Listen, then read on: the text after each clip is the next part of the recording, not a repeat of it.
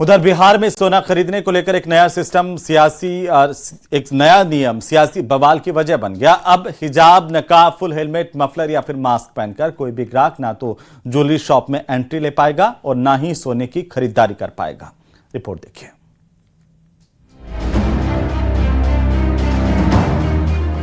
बिहार में सोना खरीदने के नियम आज से बदल गए।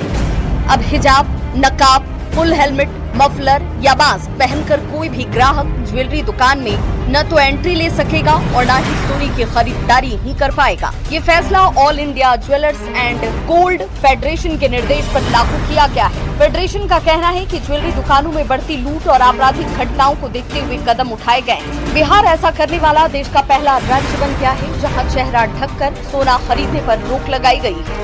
हिजाब शब्द का प्रयोग इसलिए किया गया है कि महाराष्ट्र में देखा गया है कि एक दुकानदार के पास में 4 बुर्का पहने हुए अपराधी घुसे हैं और ज्वेलर्स को लूटा है और उनकी हत्या किया है। इसलिए एहतियातन ये किया गया है, इसलिए इसको गलत तरीके से न देखा जाए। अब जान लीजिए कि क्या कहता है नया नियम। हिजाब, नकाब पहनकर सोना खरीदने पर रोक। चेहरा ढककर पहुंचे तो नहीं मिलेगा सोना। हेलमेट, मफलर और मास्क में एंट्री बैन। ज्वेलरी शॉप में लागू किया नया नियम। लूटपाट से बचाव के लिए हुआ फैसला। देश का पहला राज्य बना बिहार। ज्वेलर्स का ये भी कहना है कि उनके ज्यादातर ग्राहक महिलाएं होती हैं, इसलिए उनसे सम्मान पूर्वक अनुरोध किया जाएगा कि वे चेहरा खोलकर ही खरीदारी करें। इधर इस फैसले को बीजेपी नेताओं का समर्थन मिल रहा है। बीजेपी एमएलसी जीवन कुमार और पीएचईडी मंत्री संजय सिंह ने इसे सही कदम बताया और कहा कि इससे ज्वेलरी दुकानों में अपराध की घटनाएं कम होंगी। ये फैसला सुरक्षा कारणों से लिया गया है। हम लोगों ने कई बार विरोध भी किया है और अभी वर्तमान डीजीपी साहब ने इस पर एक्शन भी लिया है।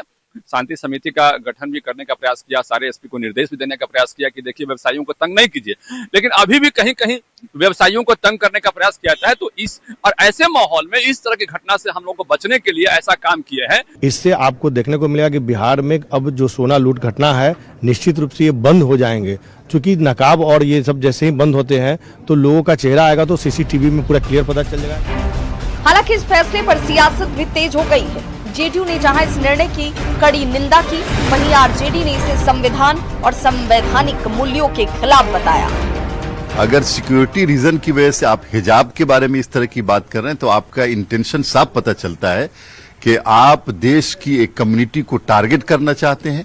आप उन लोगों के शिकार हैं जो लोग मुसलमानों को और दलितों को और उन लोगों को निशाना बनाते हैं। ज्वेलरी दुकानदारों के द्वारा हिजाब और नकाब प्रतिबंधित किया जाना कहीं न कहीं भारत के संविधान और संवैधानिक व्यवस्था के खिलाफ है।